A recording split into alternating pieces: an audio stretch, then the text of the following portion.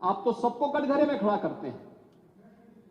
मुझे आश्चर्य होता है, मुझे आश्चर्य होता है कि आखिर आप मानते किसको हैं?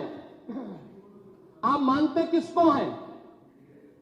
मुझे एक बात बताओ कि भारत के संविधान के अनुरूप माननीय उच्चतम न्यायालय, एक तरफ आपने सर्वे के बारे में माननीय उच्चतम न्यायालय की बात का स्वागत किया और माननीय उच्चतम न्यायालय ही एक बात को कहता है, बार बार भारत के माननीय उच्चतम न्यायालय ने समान नागरिक कानून की बात देश के अंदर लागू करने की कही है। और भारत अकेला देश है, भारत अकेला देश है जिसमें बहुसंख्यक समाज अपने लिए विशेष अधिकार की मांग नहीं करता है, बल्कि एक समान नागरिक कानून की मांग कर रहा है। और अगर एक माननीय न्यायाधीश ने, इलाहाबाद उच्च न्यायालय के एक माननीय न्यायाधीश ने उस समान नागरिक कानून की वकालत की, तो आप उनके खिलाफ महाभियोग का नोटिस राज्यसभा में दे दिए। या आपके दोहरे चरित्र को नहीं दिखा दो तो क्या है ये? आखिर दुनिया के अंदर यही हो रहा है, लेकिन भारत के अंदर बहुसंख्यक समाज कह रहा है कि साहब एक समान नागरिक कानून लागू करो।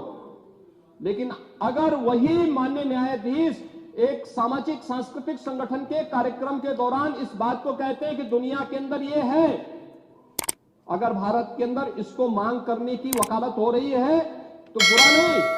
और माननीय उच्चतम न्यायालय बार बार इसके बारे में सरकार को कह चुकी है, लेकिन आप लोग उसमें एक तरफ उच्चतम न्यायालय के द्वारा सर्वे पर रोक लगाने का स्वागत कर रहे हैं, बुलडोजर की कार्रवाई पर दी गई गाइडलाइन का स्वागत कर रहे हैं। उसका तो स्वागत हमने भी किया है, क्योंकि उत्तर प्रदेश अकेला राज्य है जिसने बुलडोजर की कार्रवाई को अक्सरशः सुप्रीम कोर्ट की उस गाइडलाइन के अनुसार अंजाम दिया है, अक्सरशः।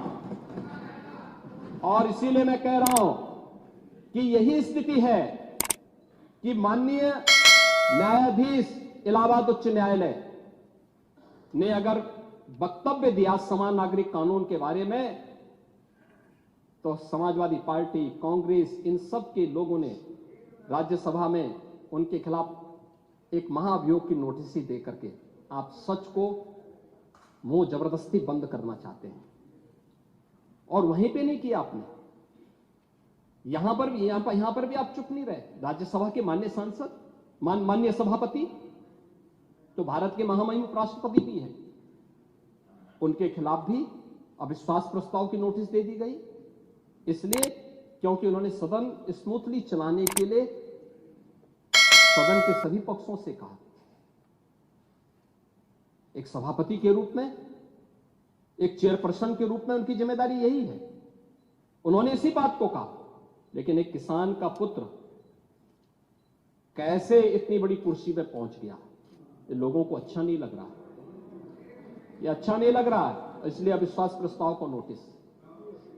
चुनाव के दौरान चुनाव आयोग को कटघरे में खड़ा किया गया, चुनाव आयोग को कटघरे में खड़ा करने का प्रयास, यानी जबरदस्ती आप गन पॉइंट पर अपने बातों को मनवाना चाहते हैं संवैधानिक संस्थाओं से।